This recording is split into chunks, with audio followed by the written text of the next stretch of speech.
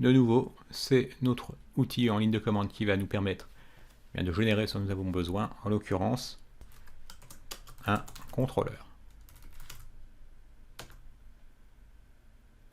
Donc le nom qu'on donne à ce contrôleur, ça sera todo contrôleur, c'est lui-même qui se chargera d'ajouter le suffixe.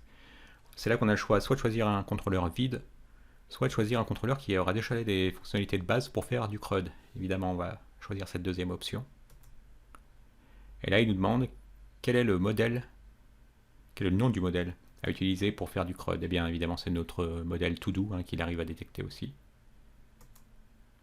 Et quel sera le repository à utiliser, parce que vous vous souvenez qu'ensuite on aura une instance de repository qui mettra à disposition ces méthodes qui permettent de faire du create, du update, du delete. Donc ce sera todo repository, créé dans la vidéo précédente. Et donc il nous demande quelle sera la propriété qui fera office d'ID. Bon, il se trouve que c'est ID qui l'a repéré également. Et il nous demande quel est le type de notre ID. Vous vous souvenez que c'est du string, parce que les ID de MongoDB ont des chiffres et des lettres sont assez longs, donc ça ne peut pas être un number, c'est un string. Est-ce que l'ID sera omis lors de la création d'une nouvelle instance? Et on dira oui, parce que c'est MongoDB qui nous le créera. Et ensuite, il nous demande quel est le chemin qui permettra d'accéder. Eh bien, tout ce qui nous permettra de faire du CRUD sur todo. Donc, la racine du chemin, c'est localhost port 3000. Nous, on voudra que soit suffixé à localhost port 3000 / todo. Donc, oui, ça nous va. On accepte. C'est là que vous pourriez choisir autre chose. Mais bon, / todo, c'est logique. Voilà, ça nous a créé un contrôleur. Et ça nous a mis à jour le fichier aussi d'index dans le contrôleur.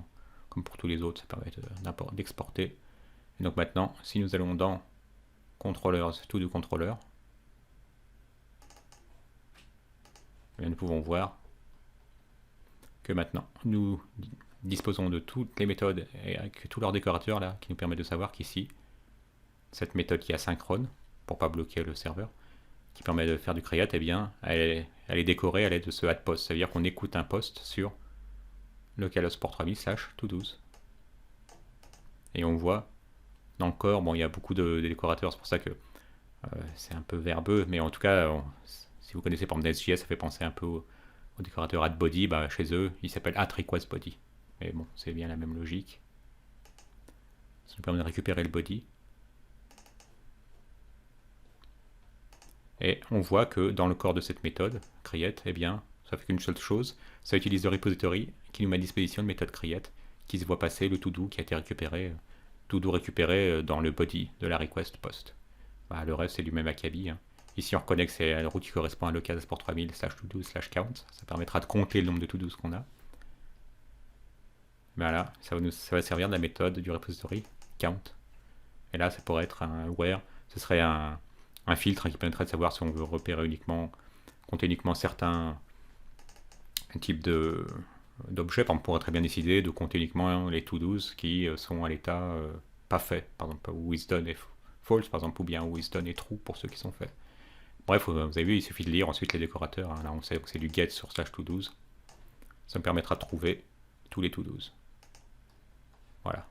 Bon, on peut continuer, c'est pas bien long. Là, patch, c'est le verbe qui est utilisé pour modifier. Donc, tu auras un post vers /to-dos.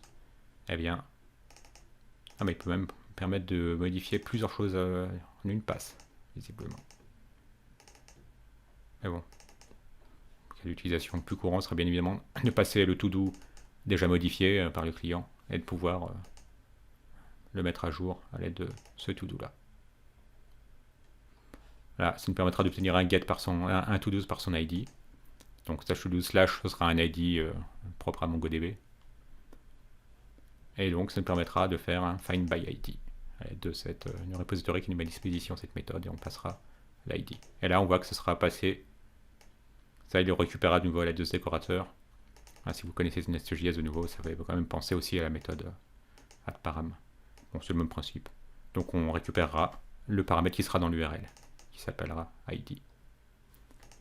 Là, ça permettra de patcher un to-do par son ID, ce qui fait que non seulement il faut récupérer un ID, mais en plus il faudra récupérer un body. Et donc voilà, on pourra updater par ID en passant l'ID du to-do qu'on voudra modifier. Et ce qu'on voudra mettre à la place, bah, ce sera ce to-do, hein, le to-do le plus récent. Là, c'est du put. Et là, c'est du delete. Voilà. Donc on pourra deleter un to-do par son ID. Simplement, l'ID du to-do aura été passé en paramètre. On le récupérera à l'aide de ce décorateur, comme précédemment. Hein.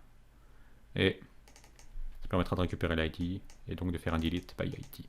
Voilà comment est-ce que vous pourrez faire du CRUD. Et dès la prochaine vidéo, eh bien, nous allons voir quel est l'outil que nous met à disposition en plus nativement Loopback pour pouvoir faire nos tests, hein, sans même avoir besoin d'utiliser Postman.